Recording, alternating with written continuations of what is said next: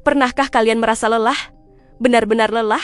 Bukan hanya lelah fisik, tapi lelah jiwa? Kalian bangun pagi, berjuang melewati macet, duduk di depan laptop selama 8-9, bahkan 10 jam.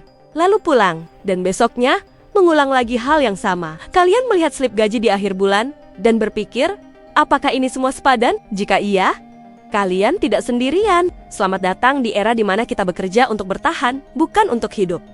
Coba kita pikirkan sejenak. Sejak kecil, kita diajarkan untuk belajar giat agar dapat pekerjaan bagus. Pekerjaan bagus artinya gaji besar. Gaji besar artinya hidup nyaman. Tapi, apakah benar sesederhana itu? Banyak dari kita yang terjebak dalam siklus yang tak ada habisnya ini. Bekerja keras untuk membayar tagihan, cicilan rumah, mobil, dan gaya hidup yang terus dituntut oleh standar sosial. Kita menukar waktu, energi, bahkan kesehatan mental kita hanya untuk sekadar bertahan di tengah tekanan ekonomi. Ironisnya, semakin keras kita bekerja, semakin kita merasa jauh dari hidup yang sesungguhnya.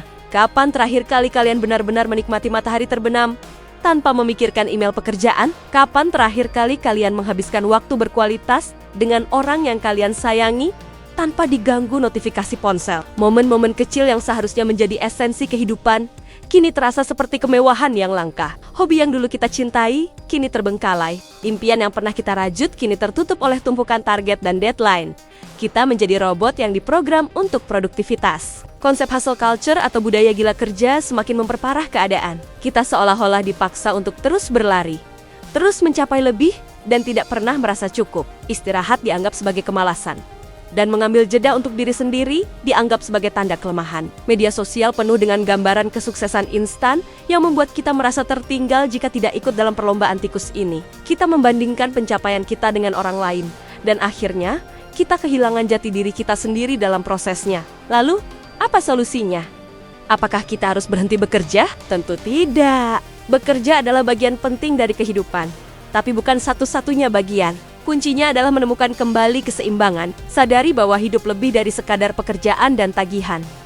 Mulailah dengan hal-hal kecil. Tetapkan batasan yang jelas antara waktu kerja dan waktu pribadi. Matikan notifikasi pekerjaan setelah jam kantor. Gunakan akhir pekan untuk benar-benar beristirahat dan melakukan hal yang kalian sukai. Jangan merasa bersalah untuk mengatakan tidak pada lembur yang tidak perlu. Ingatlah, kesehatan mental dan fisik kalian adalah aset yang paling berharga. Tidak ada jumlah uang yang bisa menggantikannya. Jika pekerjaan kalian terus-menerus menguras kebahagiaan dan membuat kalian merasa kosong, mungkin ini saatnya untuk mengevaluasi kembali pilihan kalian. Mungkin ini saatnya untuk mencari lingkungan kerja yang lebih sehat, atau bahkan memulai sesuatu yang benar-benar sejalan dengan passion kalian.